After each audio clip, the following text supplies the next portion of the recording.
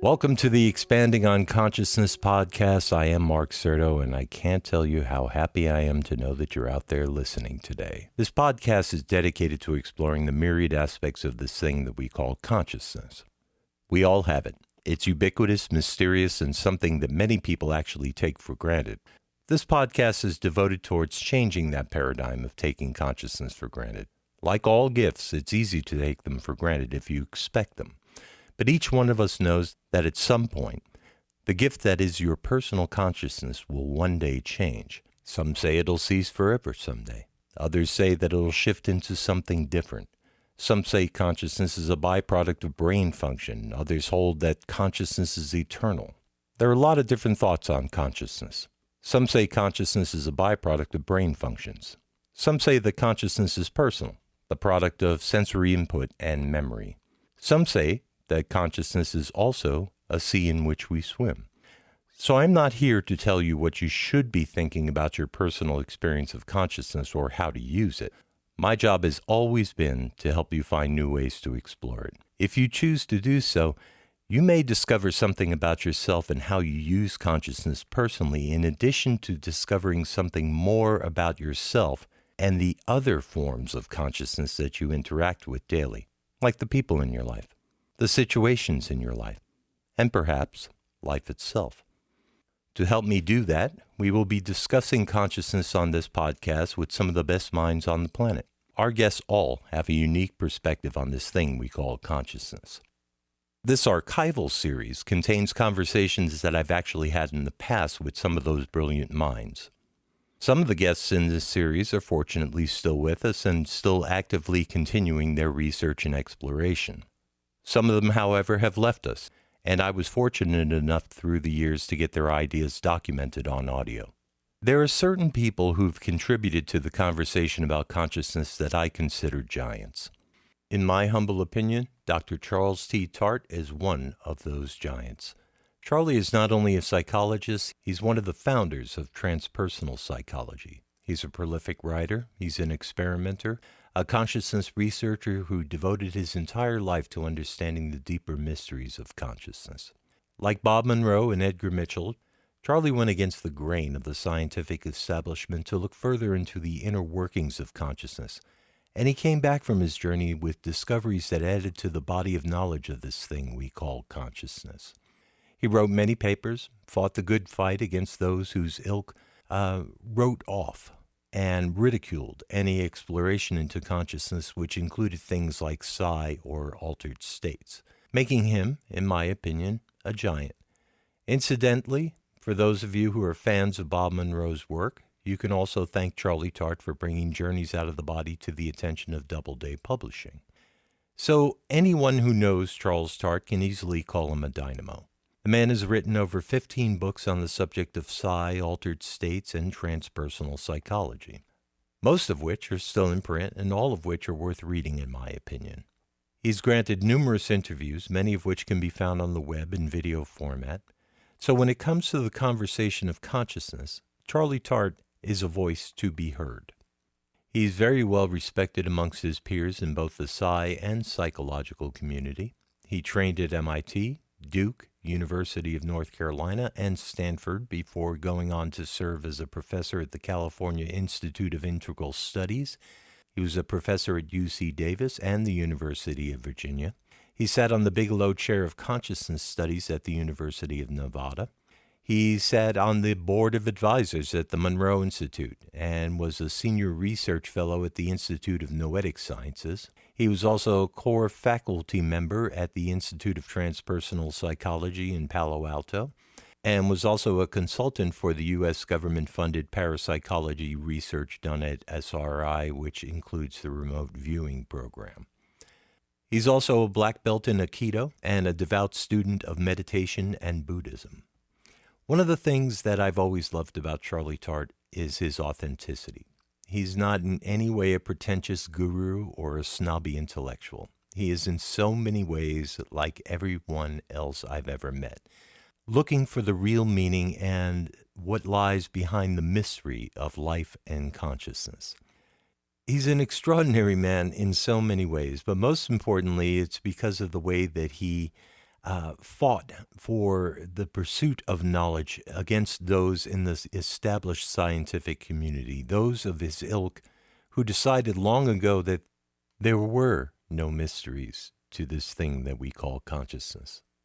In many ways, Charlie not only challenges us to think more deeply, but he also stretches our imagination to see what is possible.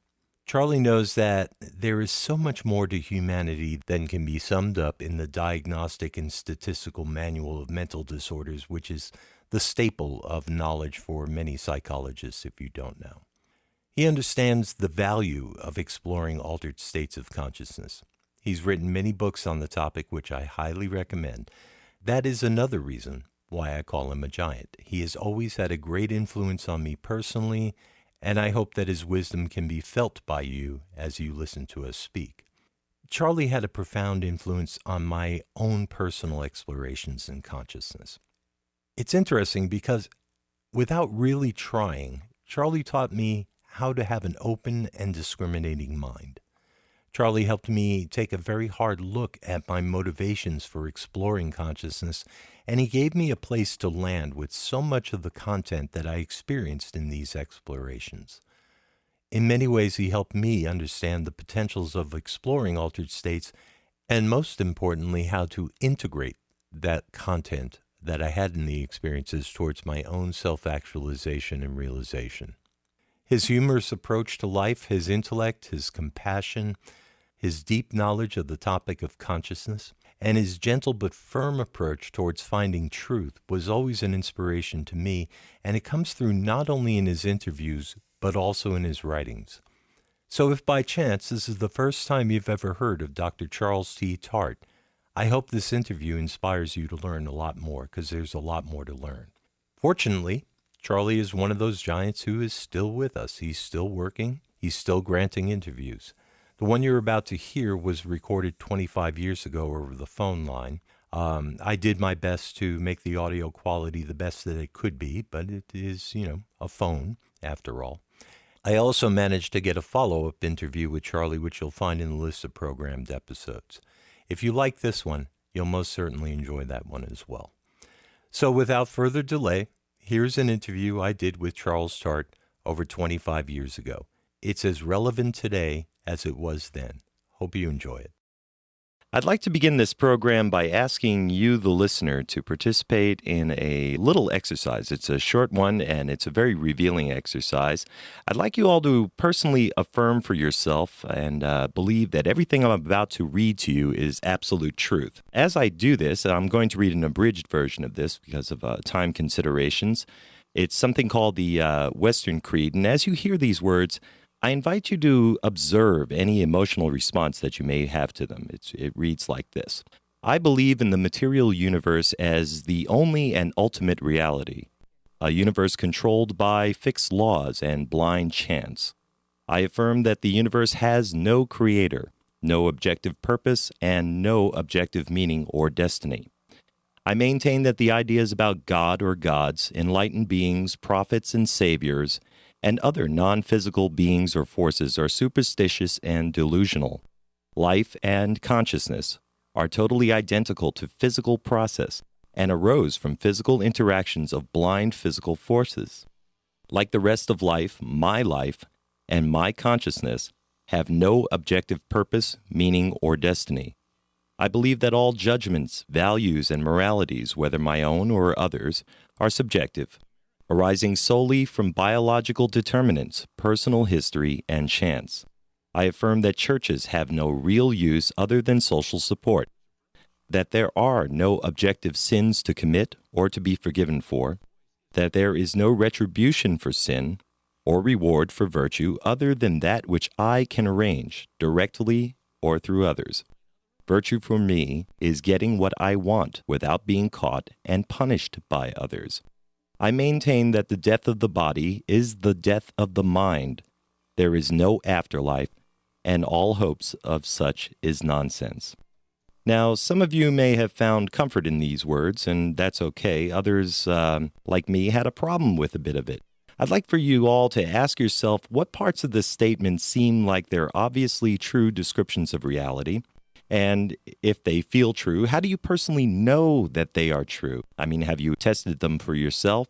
And also, an even deeper question, do you have any fears of looking into some of these ideas a little too deeply? If so, why? I found that this was a very powerful exercise for me, and with me today is the man who wrote this Western creed, not necessarily because he believes these words, but because they illustrate the degree to which a distorted form of science, or what we might call scientism, has helped shape our Western beliefs and values.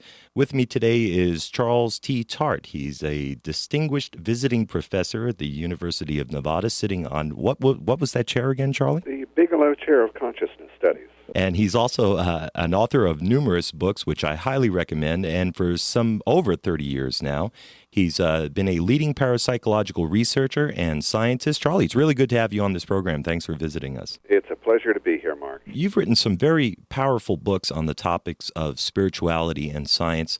Most recent of which is a book entitled Body, Mind, and Spirit. It's a compendium of writings from several other researchers in the same field, including yourself. In Chapter 1 in your latest book, you described an adventure that you personally had addressing many representatives of various religions at the 1993 Second World Parliament of Religions. Why did they ask you, a scientist, to address them? I wondered about that. I mean, this was a worldwide gathering from representatives of the major religions all over the planet. But I guess they realized that science and religion have quite a long history of conflict with each other, and that it's not healthy to have this conflict, especially since the real conflicts between scientism, which is a kind of fundamentalist religion in itself, and poor spirituality. So I was asked to talk on the relationship between science and religion, and I found it a very interesting opportunity to do so. Mm-hmm. Well, we as a species, as you pointed out, have dealt with this dichotomy of science sort of canceling out spirituality.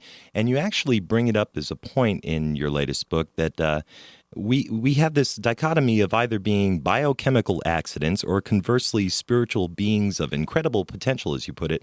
And or of course, maybe something else. Yeah, true. But the ancient scriptures would certainly support that, and current philosophy also suggests that.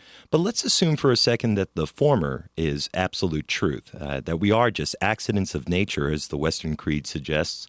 Why would we need to attach a myth to ourselves as having a higher meaning or to our existence? Well, speaking as a psychologist, which is my training, it's clear to me that people need meaning in order to be healthy. If you don't think your life makes sense in terms of some larger sphere of meaning than just filling your daily needs and surviving, you don't flourish. In fact, you sicken. It's sort of like a vitamin deficiency. You know, if you don't get enough of certain vitamins, all sorts of deficiency diseases result. If you don't have a solid sense of meaning in your universe, you start to sicken also. And you get the kind of world we live in nowadays, which is so materialistic, where greed's the dominant force and whatnot. That's what I was trying to illustrate with that Western Creed exercise, which I use in my workshops, usually attended by people who think they're very spiritually oriented people. But I think it's important psychologically to realize that simply because we're citizens of the modern world, we've had this scientism, this total materialism indoctrinated so thoroughly into us that it has major effects on our life. Yes. So people do that creed, and almost nobody likes it. I call it my sadder but wiser exercise. But they realize that part of the reasons they're having difficulty in life, in spite of a spiritual orientation, is the kind of stuttering and conflict caused because so much of them believes that things are nothing but a material accident with no real meaning. Well, let's pretend for a moment that that is absolutely the truth, that we are biochemical accidents. I mean, are we being delusional? That's what scientism thinks about people with any kind of psychic or spiritual inclinations, that they are indeed being delusional, that they don't have the courage to face up to the harsh truth that there is no inherent meaning in life. Now, if I really believe that creed, you know, I would reorder my life to get as much sex and power and physical pleasure as possible. Right. And forget all this other stuff. And when I didn't feel good about that, I'm sure I could go to a doctor and get some drug that would make me stop having any deep worries. Right. That's one of the sad parts of modern life. We have a lot of ways of avoiding really facing the question of what's the meaning in my life. Well, I'd like to go back to a statement that you made about why they asked you to speak at this World Parliament of Religions. Do you ever see a possibility of science and religion actually merging to come across with answers to the big questions that we all have? Why are we here? That sort of thing? Merging might be a little bit too big a word to use in this context, but I think there are possibilities of genuine science and genuine spirituality enriching each other. Mm-hmm. Okay? Now, when I went, one of the reasons I accepted the invitation to this conference was that it was the 100-year anniversary of the previous one, which was the first time a lot of Eastern ideas got expressed in the West. And that was also when Swami Vivekananda came to the West, and Swami Vivekananda's books on yoga and how there was a science of yoga actually had a great influence on me when I was a young man. Mm-hmm. You know, he took the attitude, which I think is essentially a scientific one, that you don't have to believe that yoga is true or any system of spirituality is true, but rather here are directions for things to do, experiments you can carry out, as it were, and you can see for yourself whether it works or not, whether it makes sense or not. Right. And to me, that's the essence of the genuine scientific attitude, to always be open-minded, to look at what actually happens, test out what you think about it, and see what actually happens. Scientism, on the other hand, is a psychological change that happens when people get so confident in the particular popular scientific theories of the time that they forget that those are just the best attempts we can do at the time for explaining things, and start thinking of them as the absolute truth. And then the mind hardens and people get doctrinaire and refuse to look at facts and so forth. And that's where our conflicts come today. Scientism is very dominant, and it dismisses spirituality. But even while there's some nonsense mixed under the idea of spirituality, there's some vital truths in there. If you deny that, you injure people. Mm-hmm. And all of your research in parapsychology has yielded quite a bit of proof that psi-functioning exists. And these folks have a problem with it, is what you're saying to me. Yes. Now, that's really the whole point of this Body, Mind, Spirit book, which is my latest book, to say, look, using really high-quality scientific methods in the field of parapsychology, we can show that the human mind can do things like occasional telepathy or clairvoyance or something like that that make no sense in a purely materialistic view. Mm-hmm. And so you can be a good scientist. You know, you don't have to say, I don't like what the Western creed teaches, so I'm just going to believe something that makes me feel good. That's not a very sophisticated position. Not at all. But here, you can draw on the findings of parapsychology, as I and my colleagues did in the Body, Mind, Spirit book, and say, no, we have excellent scientific evidence that the mind can do these things, and that establishes a general groundwork for the fact that the spiritual may be real in important ways. Mm-hmm. And then we can get on with looking into the spiritual and trying to live our lives that way and understand it without having to feel like we're being unscientific, you know. We are a scientific culture. That's an important part of our heritage. We can't turn our backs on it. Yeah, it's taken us quite far. But we really have to distinguish between genuine science and scientism. I mean, the latter is really a depressing dogmatic religion, okay? That Western creed exercise is, in a sense, the creed of scientism. Mm-hmm. But it's not good science. It's right. not essential science. And it leaves us feeling void of any spiritual nurturing. Exactly. And sense of purpose, of course. That makes a few people feel good, incidentally, because one of the sad things is that a lot of people have been raised in sort of fundamentalist Christian orientations that make them feel so bad about themselves. You know, right. They're born in sin. They're not going to make it. They're going to blow it no matter what and probably go to hell. Right. You know, a Western creed thing for a person like that is a great relief. There is no heaven and hell. You know, I don't have standards to live up to. It's actually therapeutic in that sense. Right. But since it's only part of the story, it only takes people so far. Mm-hmm. Well, having been a parapsychologist for much of your life now, for those who don't really understand that branch of science, what exactly is parapsychology? Parapsychology literally means beside psychology. It was a coin termed by J.B. Rhine to replace the older term of psychic research. Mm-hmm. And it's really the scientific and scholarly study of phenomena that don't make sense in materialistic terms. So if you do a telepathy experiment, for instance, you basically say, let's assume our understanding of the physical world is complete. We know everything that's basically important to know. Right. Given that, I can set up an impossible situation. I can put people in rooms 100 miles apart, for instance, with no telephone or radio, and they can't communicate with each other. Mm-hmm. But suppose I set up an experiment to see if sometimes some bit of communication gets through. If it can, and that's a parapsychological experiment, it shows there is a reality to something like telepathy. Mm-hmm. And so that shows our physical understanding of the world isn't wrong, but what's wrong is to think that we completely understand the world and then to blindly use it to just rule out things without looking at them. Right.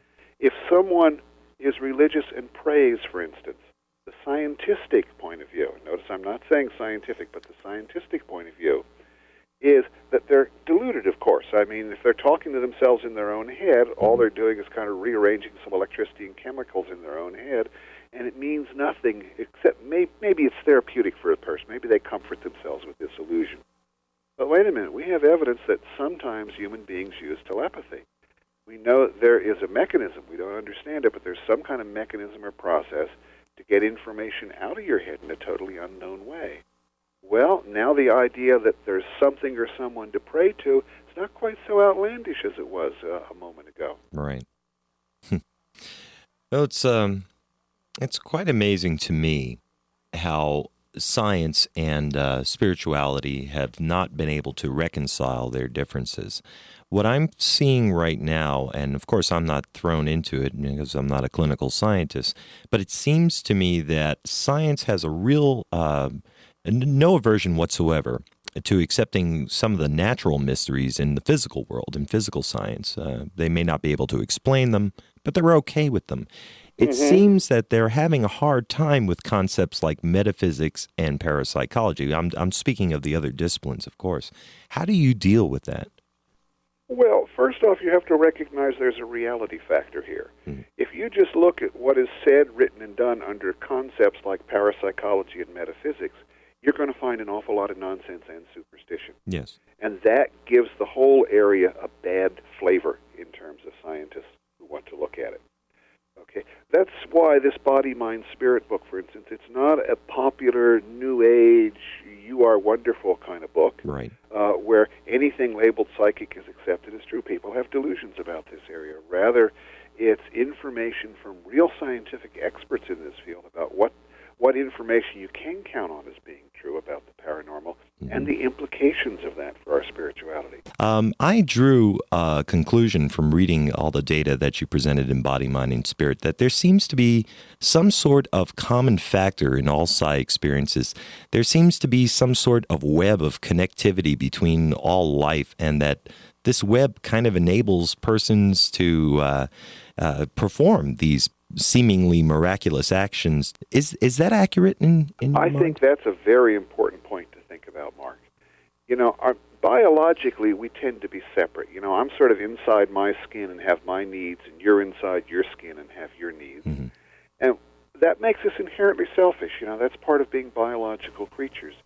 Now, we have philosophical ideas about connections and the web of life and so forth. And that affects us to some extent, but it tends to lose out when it comes up against that real biological separateness. Right. And that's where the parapsychological data and the transpersonal psychological data come in, okay? People can have mystical experiences, transpersonal experiences, where at an extremely deep level they feel one with all life, which of course has an enormous effect on the way they live afterwards. Sure. Like, many of them become much more ecologically conscious, not because they should be, but because it's obvious that that's the intelligent thing to do once you know you're connected. Mm-hmm. Now, some people might say, well, that's nice, but maybe that's just an illusion. Maybe that's just a hallucination in your head that you're connected. Mm-hmm. But since we know people can sometimes have telepathic and clairvoyant experiences and really connect with other minds, with other objects in the universe, I say we have some evidence to say that connection experience, that unity experience, may be telling us about something real and vitally important, not just a delusion that's nice. All right. Well, from a scientific or physics, would quantum physics be able to answer how that might work for us? Maybe. I have a lot of parapsychologist friends who are also quantum physicists and who work from that basis, and I applaud and encourage their efforts. But at the moment, I find what quantum physics does for me as a non-physicist is remind me that the material universe is not so simple as we think it is. But in terms of actual understanding, in terms of being able, say, to actually affect paranormal abilities, the people who work from a quantum physics viewpoint don't get any better results than the people who wouldn't know a quantum from a hole in the ground. I see. I have this old-fashioned idea that if you really understand something, you can begin to control it. If the quantum physics approaches to ESP and the like were really on at this point, they'd get much better ESP results in experiments than we'd get otherwise, and they don't. Maybe they will someday. Meanwhile, my big point is don't depend on the physicist to explain things for us. The mind, our minds, your mind, has to be studied on its own terms and understood and lived that way. We can't wait for some other field to do it for us. Well, in the many years, I'm going to ask you a personal question here, and feel free not to answer if you don't want to. Oh, this should be exciting. In the many years that you've done this research and you've witnessed and validated all sorts of psychic phenomena, how has that changed you personally and professionally? Well, let me put it this way. I've actually never done any research to validate psychic phenomena. But when it's been I first in went your into face. this field and read other people's research, it became quite clear to me that scientifically the evidence for things like telepathy and clairvoyance was overwhelmingly positive. But the evidence was not widely accepted for illogical reasons because of prejudice on the part of scientists. So there'd be no point in just accumulating more evidence of that sort that people weren't going to look at anyway. Right. The studies I've done have always been concerned with exploring new areas in parapsychology or trying to make psychic stuff work better or give us some indication as to how it actually works. And that's most of the thrust of modern parapsychological research. The few people doing it are mainly trying to understand it, not to prove it, because the question of whether people accept it or not so seldom rests on anybody logically looking at the evidence that it's not worth working in that field. Well, I'm trying to put myself into your shoes, and if I came into this field as a somewhat skeptical or didn't know, agnostic, and found myself confronted with data that proved it to me, that might change me philosophically. And I was asking how exactly, if at all, has that changed you? I know. I was working my way up to that. Oh, I see. Okay. I'm a professor, Mark. Gotcha. I tend to give these background statements. Yes, it's definitely had an effect on my philosophy of life. So, for instance, part of my interest in parapsychology arose from my own experiences as a child, experiences which I think are quite common to a lot of people in our culture. I was raised in a conventional religion, as a Lutheran, as a matter of fact. And as a child, I just believed what they told me, right? I didn't understand it all, but I basically believed it. Sure, we all do. And then as I became a teenager and started thinking for myself and started becoming educated in science and reading a lot of scientific stuff, I really became aware of the conventional clash between science and religion, with science seeming to throw the whole thing out as total superstition. Well, as I look back in retrospect, lots of people go through this conflict, and there are two main patterns that people go through. Some of them essentially throw out their religion once they come in contact with science, and they'll never have anything to do with it and say it's all nonsense. And I think that's a loss because there's something valuable mixed in with that religion, even if there's also nonsense mixed in. The other kind of person sort of compartmentalizes their mind. They go to church on Sunday morning for an hour, and they're religious then, and close that compartment up at the end of the hour and go back to living a completely materialistic life the rest of the week. Well, compartmentalization is not healthy psychologically speaking either. I was lucky as a teenager because while experiencing this conflict, I came across the old literature on parapsychology and realized I wasn't the first one to experience this conflict. A lot of intelligent men and women had thought about this for the last 50 years, and had come up with this marvelous idea of, well, look, instead of just throwing religion out wholesale, why don't we take science as a method, not necessarily materialism, but science as a method for refining knowledge, which has worked so well in a lot of areas of life, and apply it to the religious, to the spiritual, to the psychic area, and try to figure out what's real and what's not real, what's superstition and what's actually a vital sort of truth. I was inspired by this ideal, and I've basically devoted the rest of my life to it. So that, for instance, I would call myself now a spiritual seeker, right? Not a spiritual accomplished person, unfortunately, but I take that stuff seriously. I spend time meditating. I go on retreats and things like that, because the scientific side of me is convinced there's something real there, as well as my heart wanting to go in that direction. I see. At the same time, I'm proud to consider myself both a very tough-minded scientist and a spiritual seeker. I've managed to make that kind of reconciliation because I know that good quality scientific evidence shows that there's something in this direction that's worth looking at. Well, you've taken it in a very positive light. The reason I asked you that question, because in one of your books, you wrote a chapter called Who's Afraid of Psychic Powers? Me. And in it, you tell the story of a group of people who are in your presence. You ask them to play a little game about their reactions to this magical pill, which would enable them to all become psychics, and they would not be able to shield their thoughts from one another. Would you mind telling the listeners the rest of that story? Yeah, that actually happened at a gathering of parapsychologists, which makes it a very special occasion. Okay? There are very few scientific parapsychologists in the world. They're underpaid, overworked, have totally insufficient funds to do any really deep research. So you have to be something of a really devoted person and maybe have a martyr complex to become a scientific parapsychologist. Well, this was a group I was talking to. I'd given a lecture in New York, and then there was a special reception afterwards. And since I was the guest of honor and I had these older parapsychologists there, I thought I would consult their collective older wisdom on something that had been bothering me. Mm-hmm. And what had been bothering me is that I'm a very introspective person. I like to understand how my own mind works. And I'd noticed that sometimes I didn't want psychic abilities to work too well in my experiments, that I had a certain fear of psychic ability. And so I thought, well, I'd ask these older and wiser people about it and find out how to deal with it. So I raised the topic, and there were a couple of sort of abstract philosophical remarks about it, and the topic of conversation changed. Right. And I thought, that's odd. So I raised the topic again. And again, a couple of philosophical remarks, and the topic of conversation changed. Okay, so the psychologist in me got alerted. It said, wait a minute. I'm the guest of honor. They're supposed to pay attention to me, and yet they're clearly avoiding this topic. So I suddenly devised this little experiment. I said, look, I want you to pretend I've got a pill in my pocket. You take this pill, you'll be able to completely read the minds and feelings of everybody within 100 yards of you. And you'll never need to take it again because the effect is permanent. How many of you want the pill? Well, again, this philosophical conversation broke out. I said, wait a minute, how many of you want the pill? Nobody wanted it. Uh-huh. Now, here were people who had devoted their lives at great personal sacrifice to studying these things. You'd think ordinarily the chance to make it work well, even in imagination, would be so exciting. Mm-hmm. Now, that led me to the discovery that underneath the surface, we have a lot of unexpressed fears about psychic ability. And I can completely resonate with that on a personal level. I know that I call myself sufficiently psychic because I don't want to go any further than that. I'm not sure that I necessarily want to be able to express the ability of PK, for instance. Who would you tell?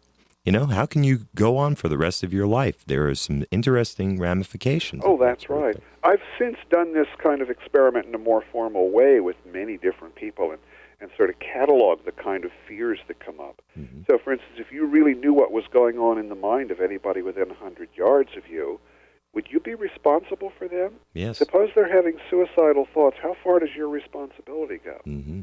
You know, and a lot of people also said, I have enough trouble with my own thoughts. Right. I don't want to pick up those of a lot of other people. I'd have to go live in the mountains away from everybody to get away from this. Mm-hmm. But if the implication, as we were saying before, that there is some sort of web of connectivity between all life, and that maybe as a species we're evolving to become more and more connected, it's going to be an interesting time for us. I think the parapsychological data implies that web, okay? It doesn't prove that we're all connected all the time at this early stage of research, but it certainly says we can be vitally connected in deep and real ways at times. Mm-hmm. And to me, that has an enormous implication for the way I live my life. Mm-hmm. It means, for instance, that somebody else's suffering is only partly somebody else's suffering. There's a real sense in which no man is an island. Mm-hmm. There's a real sense in which I'm concerned with being of help to other people because their happiness is my happiness. Yes. You know, and again, it's not moral obligation. It's not in the sense of you should be nice to other people or you're going to go to hell or something like that. It's more in the sense that when you begin to take this connection, this web seriously, it's the only intelligent thing to do to try to be of help to everybody else. Absolutely, and that may be where science and religion might find a very real common denominator. I also think science could be immensely valuable to genuine spirituality. Okay, I don't mean to organized religion, which in a sense has doctrines to uphold and a rigid orthodoxy, but when you get back to the deep spiritual experiences that are the basis of these. As a transpersonal psychologist, which is really more my identity than that of parapsychologist, actually, parapsychology is sort of a specialty within the science of the spirit, the transpersonal psychology.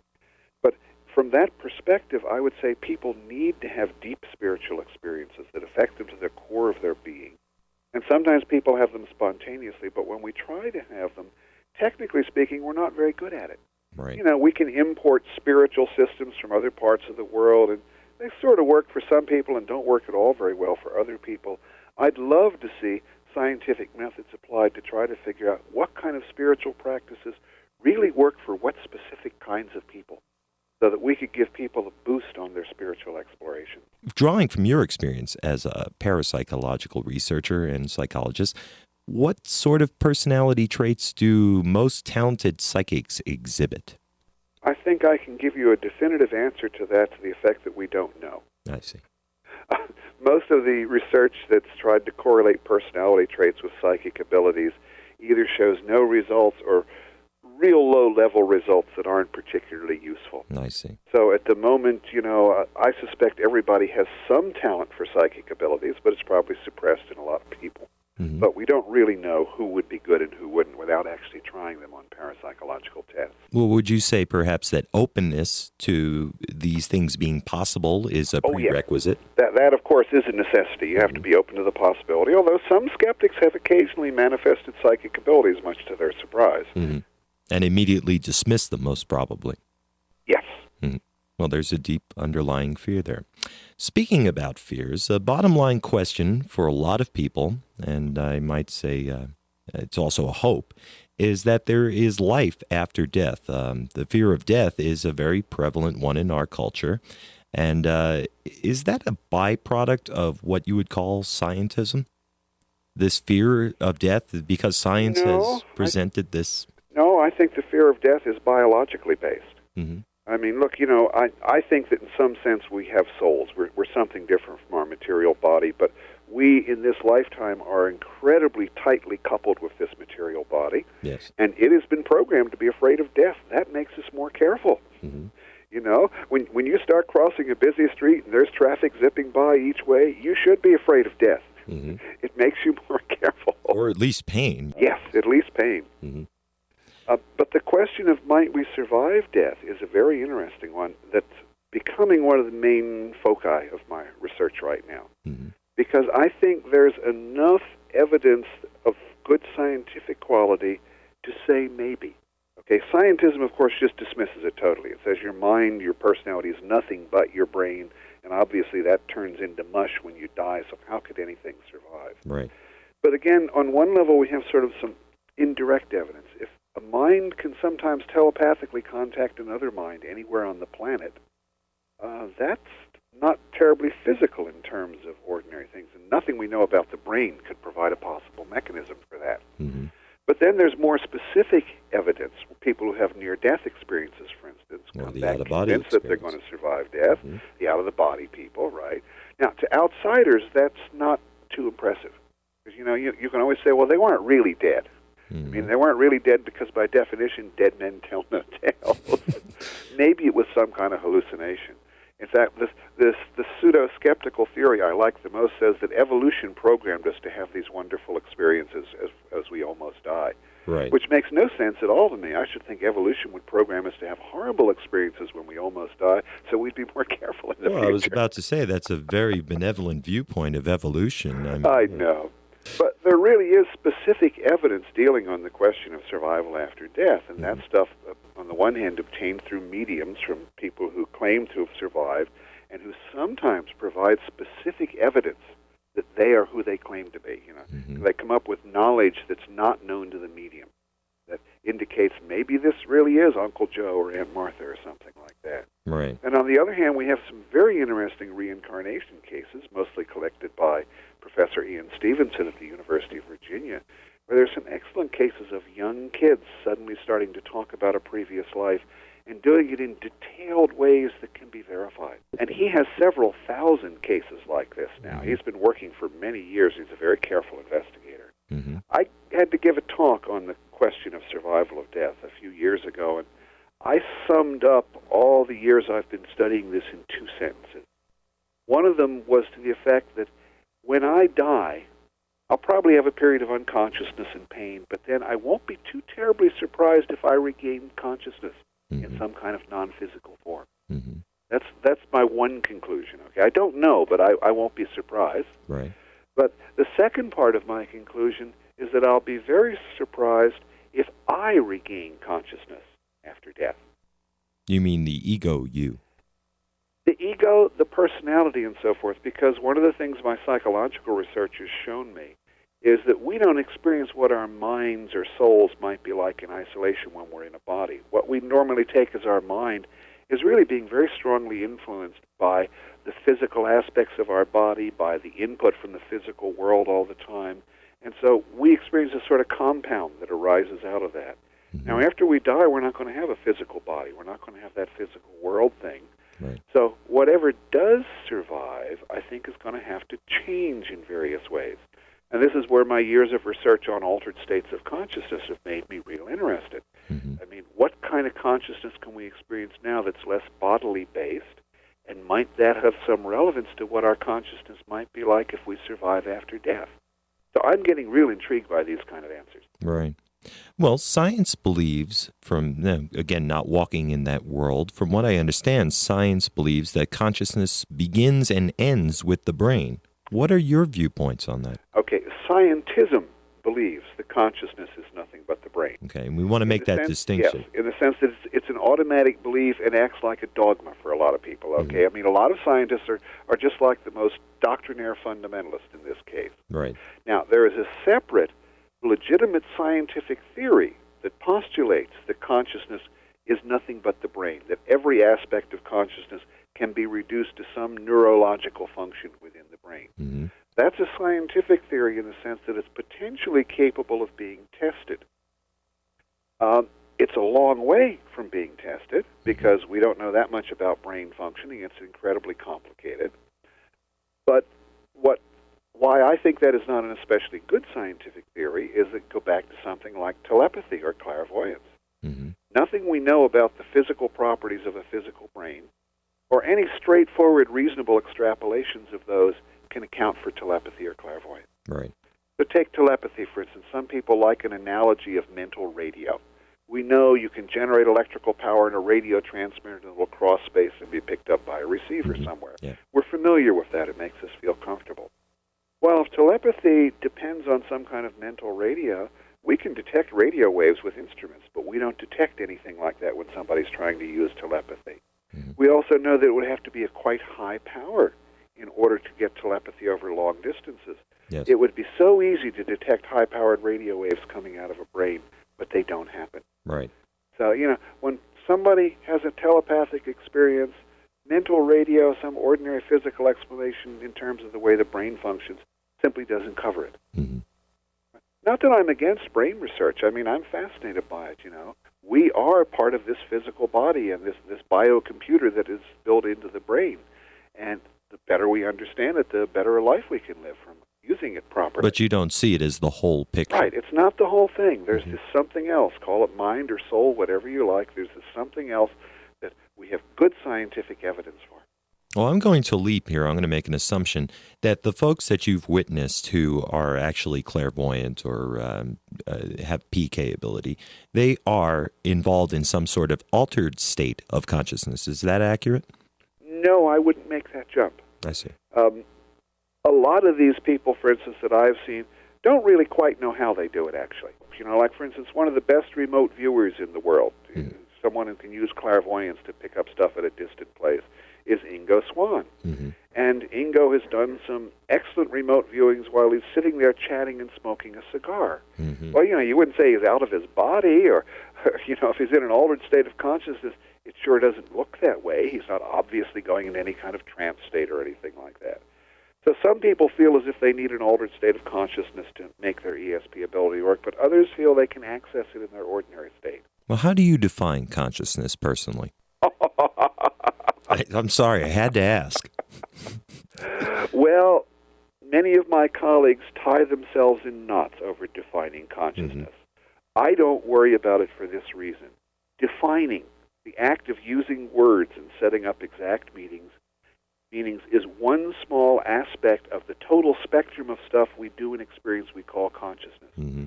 Why should the part be able to define the whole?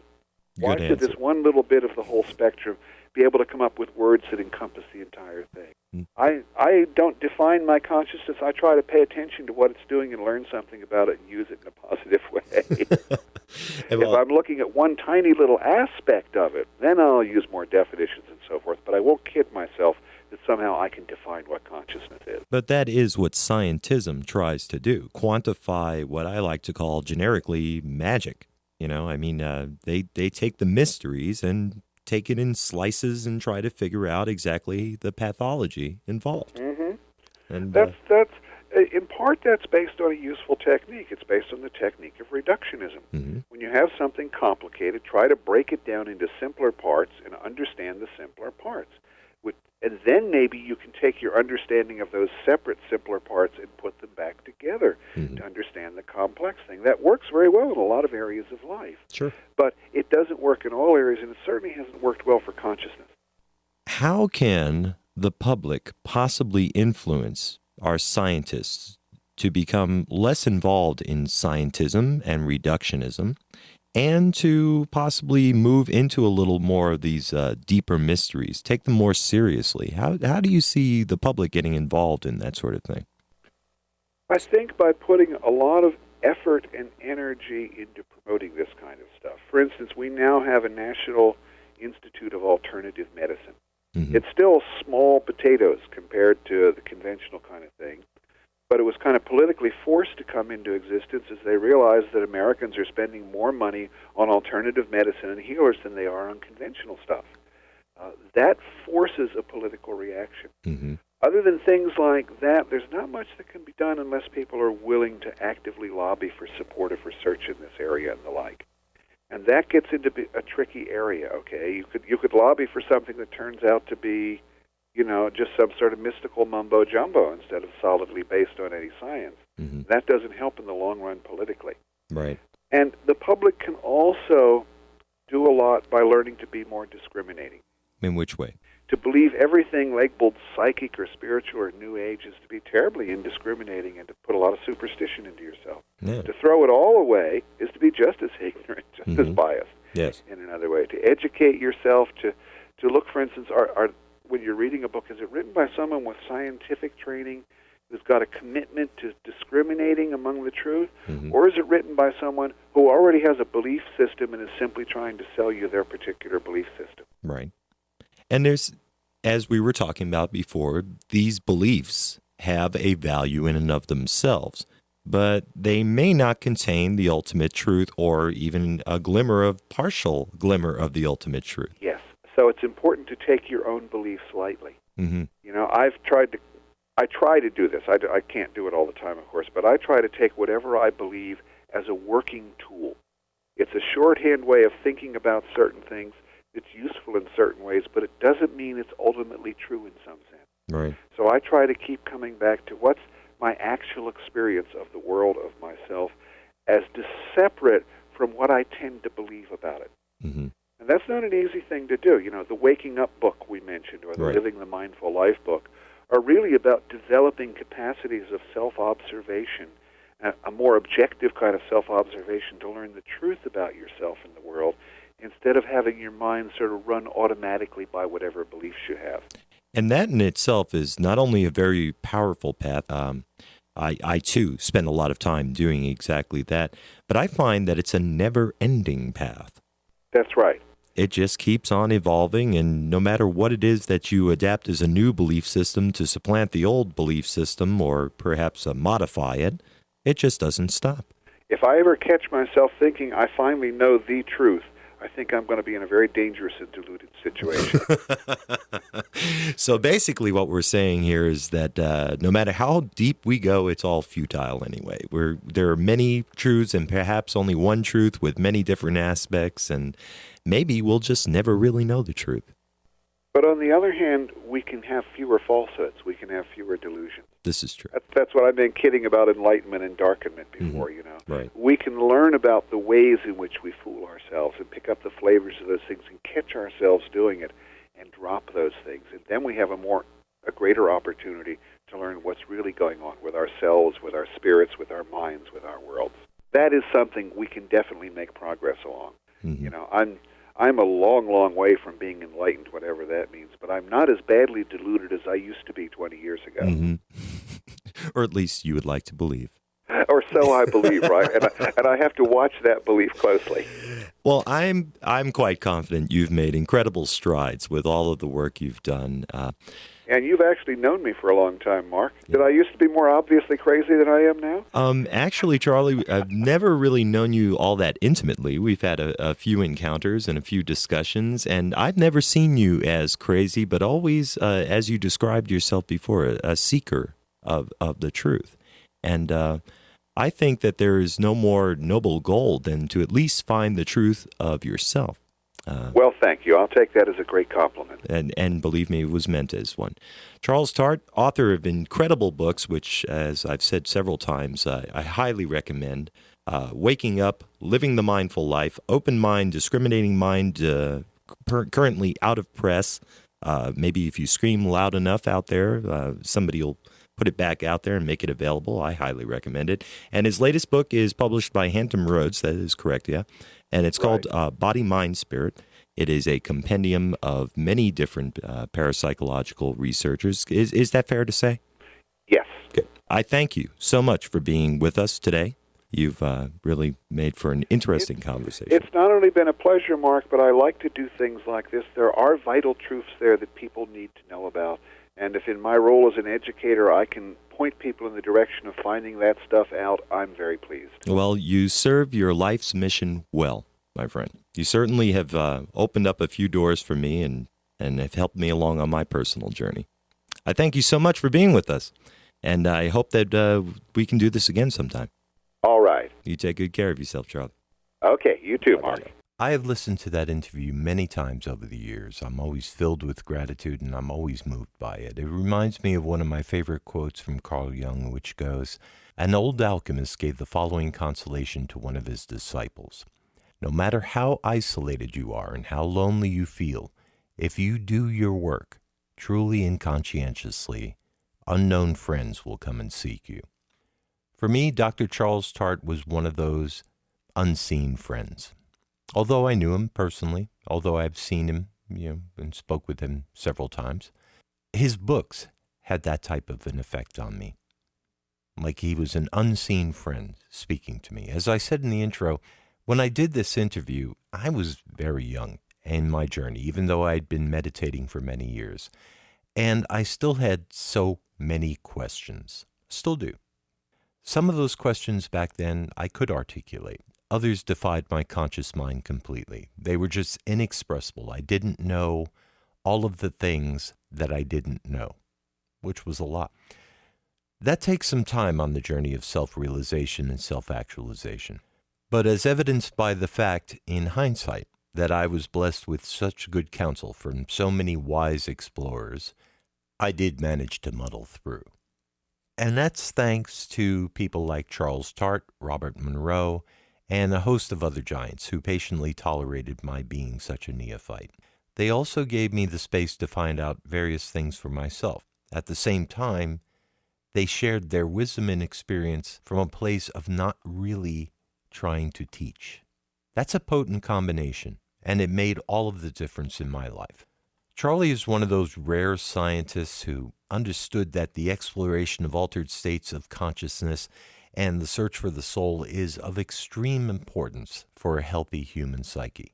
He also understood that such weird and wonderful experiences needed to be integrated into the psyche, into the conscious mind, from the perspective of questioning those experiences, understanding what such experiences mean to the individual from the level of personal consciousness and how it integrates into one's personal life. Most of these experiences in altered states are of a very impersonal nature. They speak to the oneness of humanity. Perhaps that oneness really can't be measured, which is why other scientists kind of take umbrage with the idea that they have any validity at all. But Charlie, like Carl Jung, understood that there is so much more to humanity that has nothing to do with simple materialism. His books all reflect that knowledge, and his explorations into the depth of the human psyche are of a prime importance and are recommended reading, in my humble opinion. From my perspective, consciousness is not material. It's purely energetic. In my opinion, this is displayed even in the energy that we see in EEG with the brain itself. It's all energy, moving through matter. So there's more to consciousness than meets the eye. Discovering this for yourself is one thing. To understand what it means is another. To apply that knowledge in life is yet another thing.